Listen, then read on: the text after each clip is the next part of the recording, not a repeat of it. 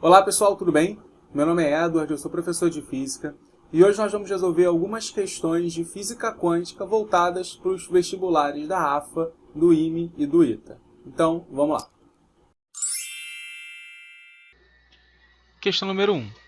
No experimento fotoelétrico, o potencial do anodo é plotado I por V, segundo o gráfico. Marque a afirmativa verdadeira. Então você vê aí que você tem três retinhas, né? O A, o B e o C. E aqui, se você reparar, né, o B e o C lá no final eles já se juntam. E o A e o B partem do mesmo lugar aqui, né? Que lugar é esse daqui? É o potencial de corte. Então aqui você tem o potencial do corte do A e do B. E aqui você tem o potencial de corte do C. O potencial de corte está relacionado com a frequência. E a corrente de saturação, né, a corrente máxima, ela está relacionada com a intensidade. Só em saber isso, você já poderia dizer que a intensidade do B é igual à intensidade do C e a frequência do A é igual à frequência do B. Já marca a letra E e parte para a próxima questão. Mas vamos só compreender um pouquinho melhor, né, por que um está relacionado com a intensidade e o outro está relacionado com a frequência. Só complementando, pessoal, a letra A também é verdade, porque A e B terão diferentes densidades, de fato, e B e C também têm diferentes frequências. Então, tanto A quanto E são corretas.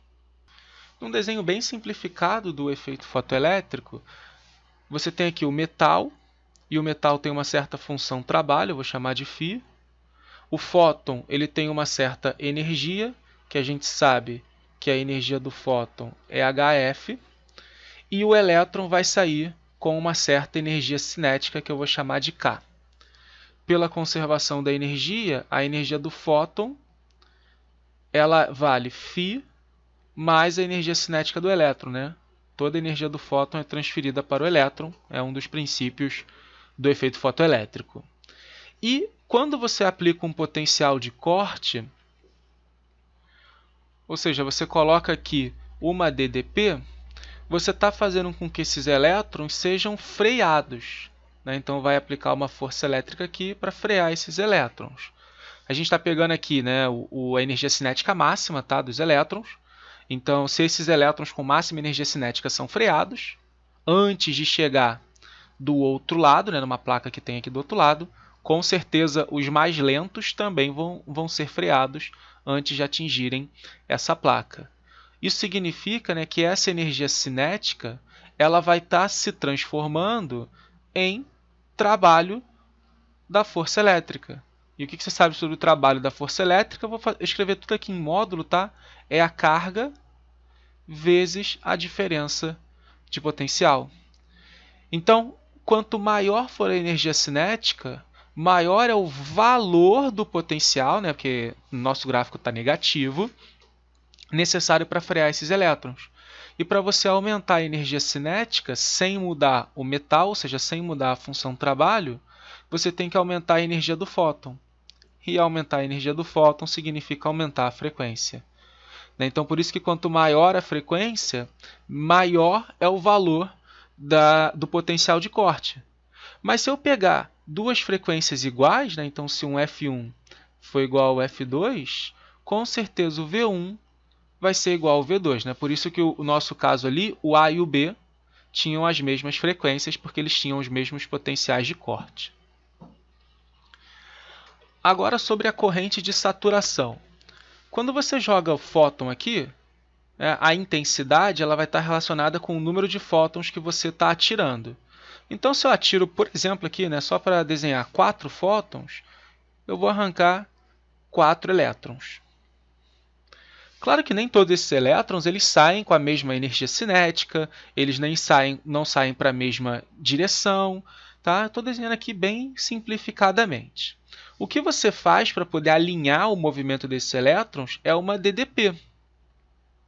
De maneira que essa DDP agora acelere os elétrons para que eles cheguem do outro lado, ou seja, para que eles consigam atingir a outra placa.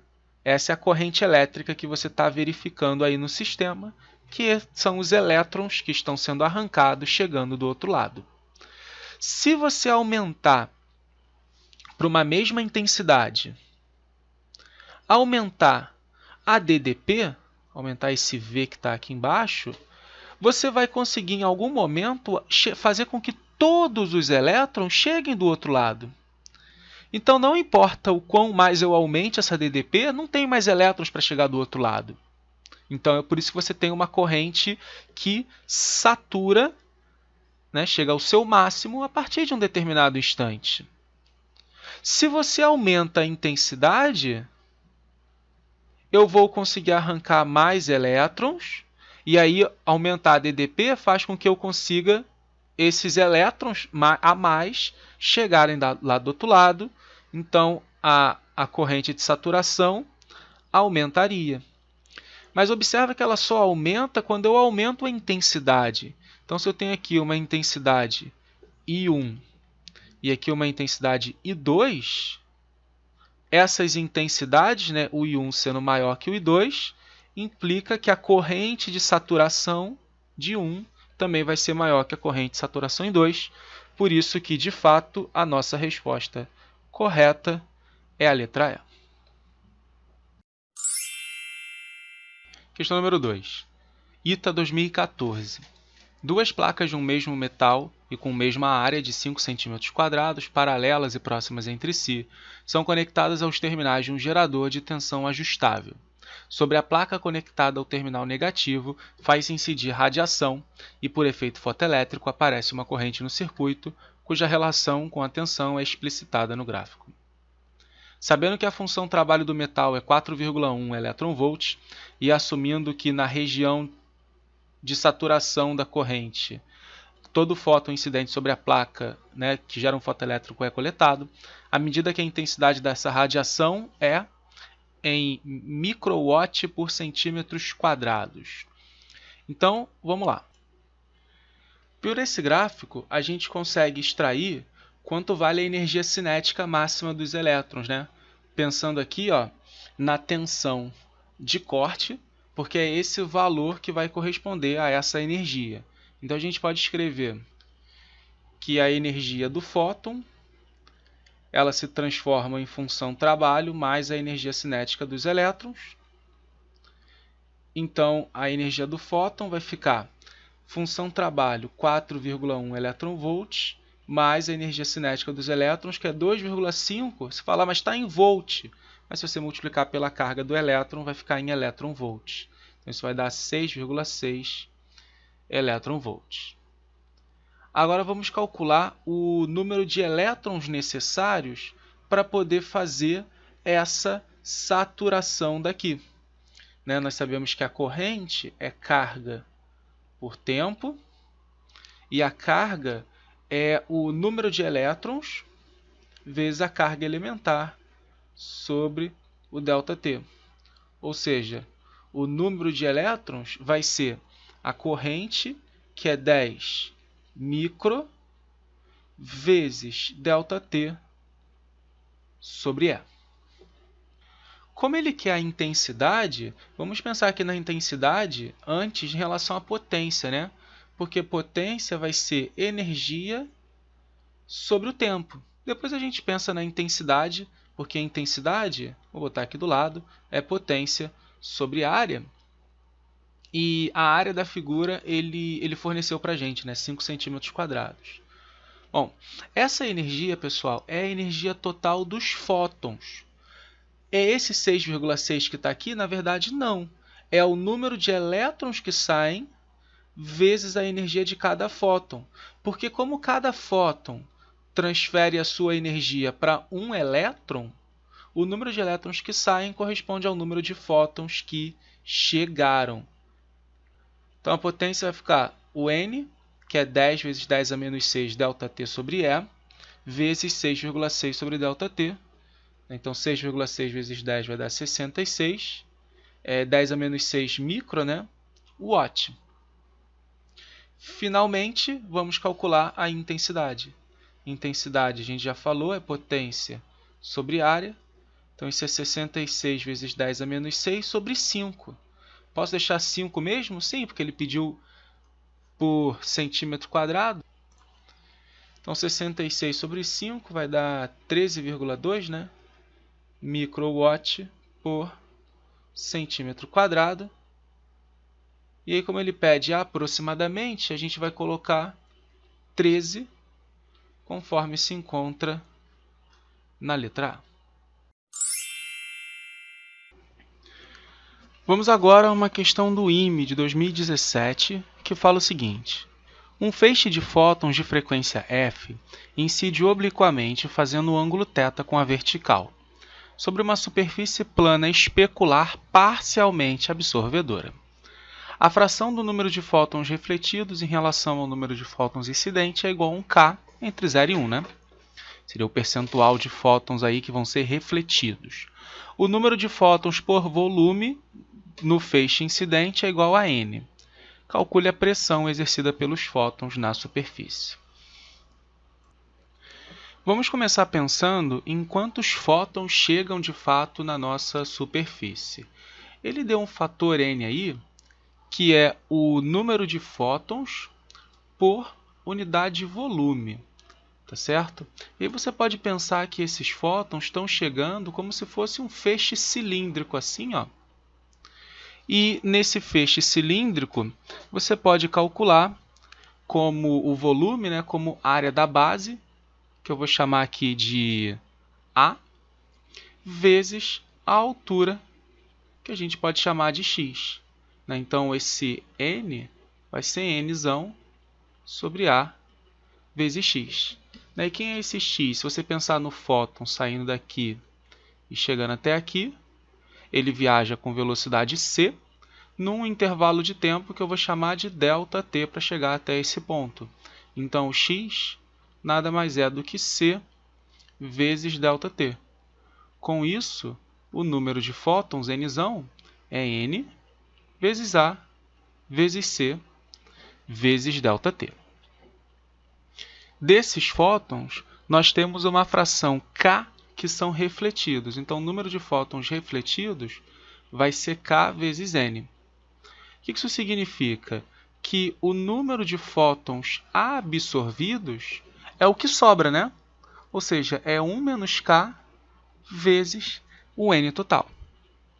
Por que é importante a gente separar isso? Pessoal, olha só que interessante. Os fótons que forem refletidos, eu vou desenhar aqui de lado só para facilitar, eles vêm com uma certa quantidade de movimento P e eles voltam em módulo com a mesma quantidade de movimento P. Ou seja, eles batem aqui na nossa parede e voltam.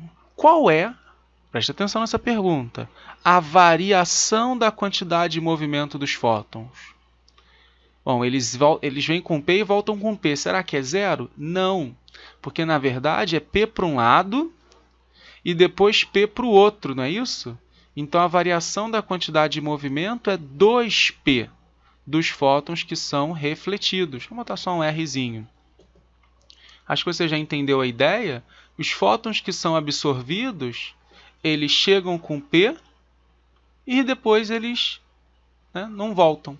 Então, a variação da quantidade de movimento dos fótons absorvidos é somente esse P. Só que não é só isso, né? Nós temos que levar em consideração o fato da incidência ser inclinada.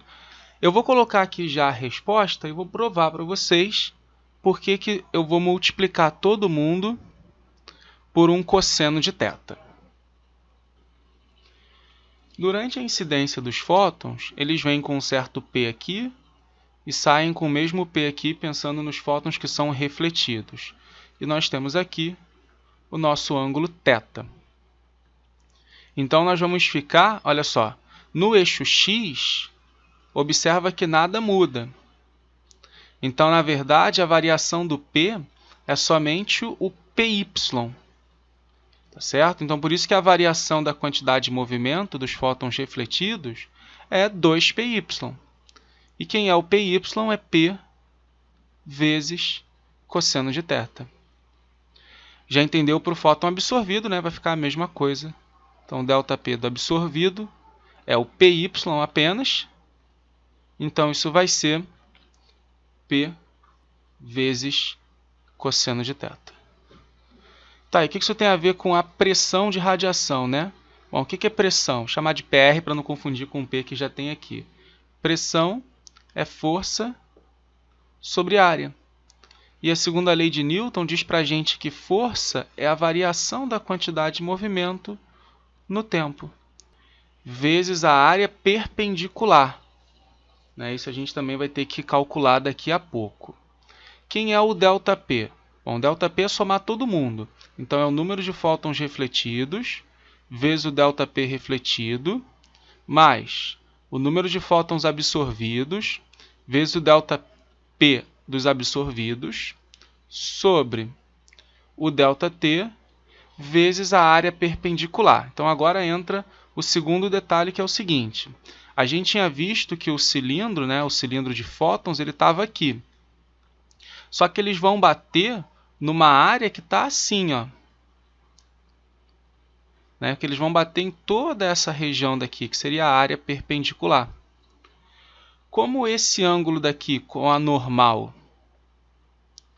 vale θ, aqui é 90, então aqui é θ também, e esse cara a gente tinha chamado de A, lembra? Então verifica comigo que A sobre o A perpendicular é igual ao cosseno de θ, né? Então, quem é o A perpendicular é A sobre cosseno de θ. Tudo bem? Então, agora nós vamos substituir todo mundo que a gente conhece, né? Quem é o número de fótons refletidos? É N vezes K, vezes o ΔP, que é 2P cosseno θ, mais o número de fótons absorvidos, que é 1 menos K, vezes N, vezes P cosseno, tudo isso vezes cosseno θ, o cosseno θ que está aqui embaixo vai lá para cima, ΔT vezes A. Aqui nós podemos colocar o N em evidência e o P cosseno θ também. E aí tem esse cosseno θ que está do lado de fora. E aí sobra 2K mais 1 menos K sobre ΔT vezes A. Eu acho que aqui agora a gente pode já substituir todo mundo, né? Quem é o Nzão? O Nzão é Nzinho vezes A vezes C vezes ΔT. Olha que bonito, pessoal. O A vezes ΔT vai cortar embaixo. O momento de um fóton, P, vale H sobre lambda, ou HC, ou HF, sobre C. Tá? Então, você pode pensar nessas duas equações. Como ele deu a frequência, eu vou usar a segunda. Então, vai ficar assim. Vou cortar o A ΔT primeiro. E aí o P, que é HF sobre C. E aí veja que o C corta também. Então, vai sobrar cosseno ao quadrado de θ. 2K menos K é K mais 1. Então, finalmente, deixando isso daqui de maneira um pouco mais amigável, a pressão vai ser K mais 1, que multiplica HFN vezes cosseno ao quadrado de θ. Está aqui a nossa resposta. O que eu vi muitas pessoas se equivocarem nessa questão é colocar só um cosseno de θ, se esquecendo de fazer essa projeção aqui da área. Isso foi um erro muito comum dos alunos nessa prova.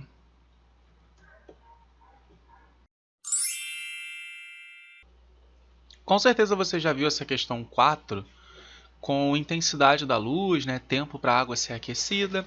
A gente só vai mudar um pouco a forma de visualização. E em vez de olhar para a intensidade diretamente, nós vamos olhar aqui para o número de fótons que estão sendo absorvidos por segundo para aquecer uma gota de água de 0,2 ml para uma radiação de comprimento 7.500 angstroms. 1 angstrom, lembra aí, 10 elevado a menos 10 do metro. Ele quer saber o intervalo de tempo para variar 1 Kelvin dessa temperatura. Bom, a questão é bem simples, tá? A gente vai pegar a energia dos fótons e transformar isso em calor sensível, né, para poder aquecer. A única coisa que a gente vai ter que considerar é o número de fótons, né, por segundo aqui, ó, N vezes o número de fótons vai ser igual ao calor. Então vai ficar assim: a taxa de emissão de fótons, que é 10 elevado a 18 fótons por segundo, né, vezes o tempo, é o número de fótons emitidos. A energia de cada fóton, vou botar aqui do lado, é HF ou HC sobre lambda.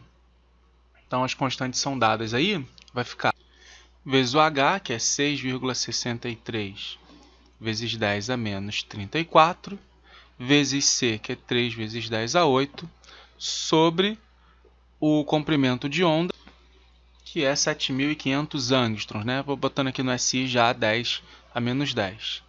E o calor sensível é mc ΔT. E aí nós temos que calcular a massa de água, né? Massa é densidade vezes volume. Então nós temos densidade vezes volume. A densidade da água é 1, né? grama por mililitro, vezes 0,2, né? que é a quantidade de mililitro. Então isso vai dar 0,2 gramas, ou 0,2 vezes 10 a menos 3, né? quilogramas. O calor específico da água ele deu também 4,2 vezes 10 ao cubo, joule por quilograma Kelvin, e a variação de temperatura ele quer 1 Kelvin. Então com isso a gente vai calcular o tempo que leva para essa gota de água aquecer 1 Kelvin. Eu vou deixar essa conta aí para vocês se divertirem, mas você deve encontrar aproximadamente uns 3,2 segundos para fazer esse aquecimento.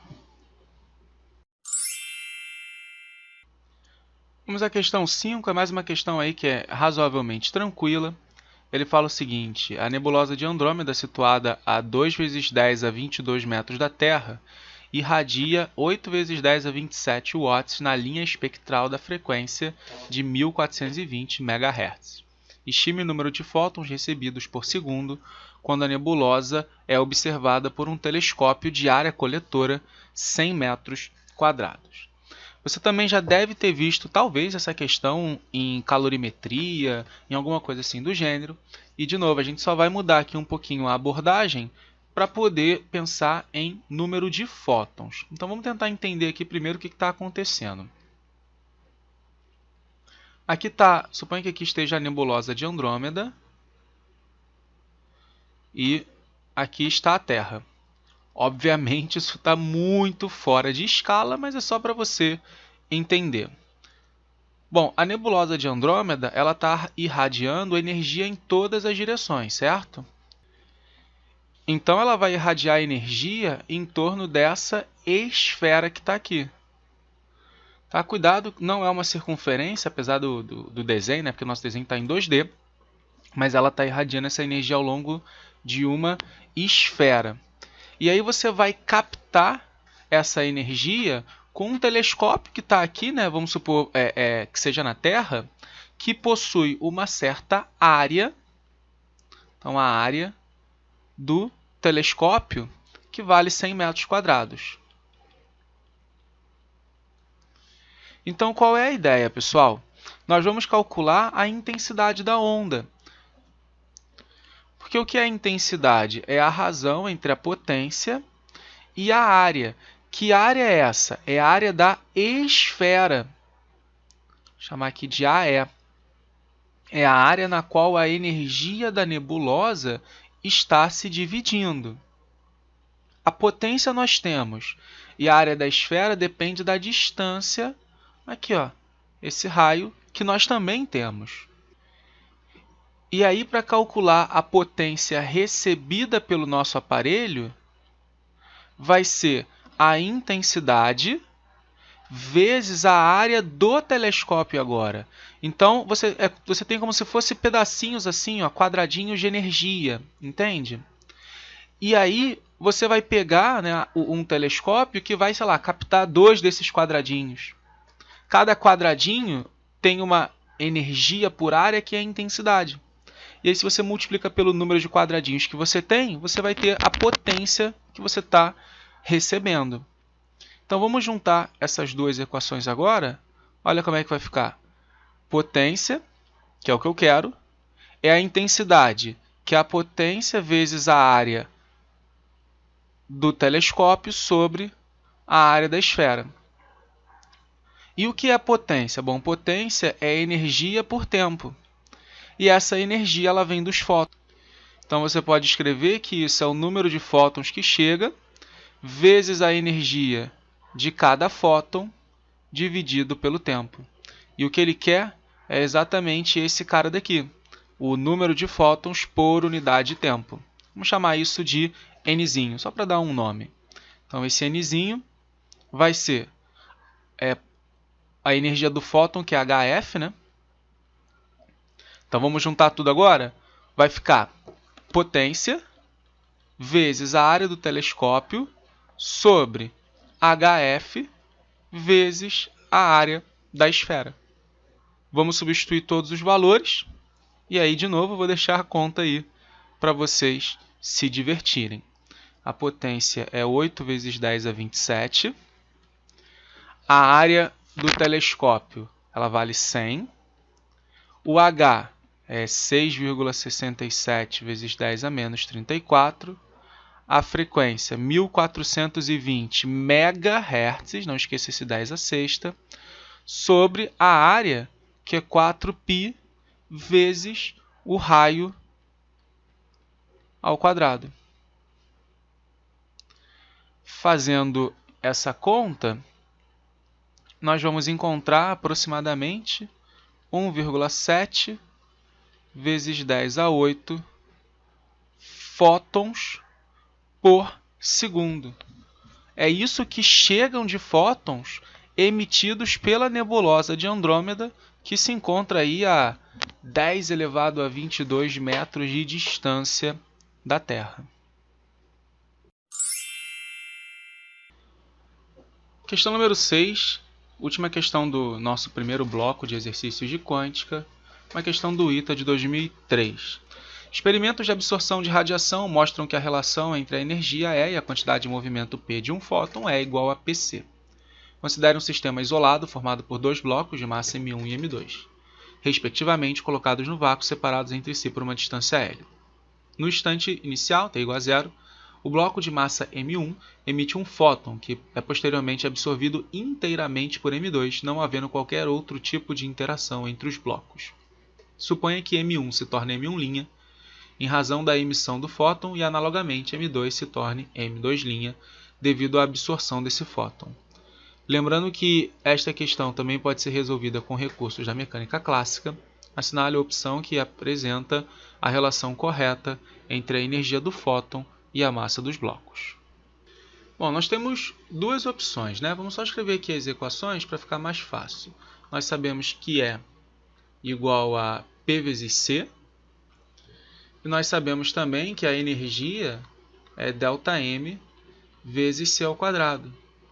Ou seja, a perda de massa que o primeiro corpo tem, vamos botar aqui de azul, né? A perda de massa é quem? É M1 menos M1', vezes C ao quadrado foi o que virou a energia.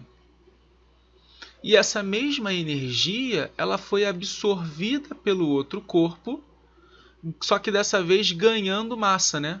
Ele era M2, virou M2'. E por acaso, olha só, essa relação já tem aqui na letra D. Não se esqueça de se inscrever no canal, deixar o seu like se você gostou desse vídeo. Pode deixar suas dúvidas aqui nos comentários, compartilha com seus amigos para que eles vejam essa aula também. E pode me seguir também lá no Instagram, @EdwardFísica.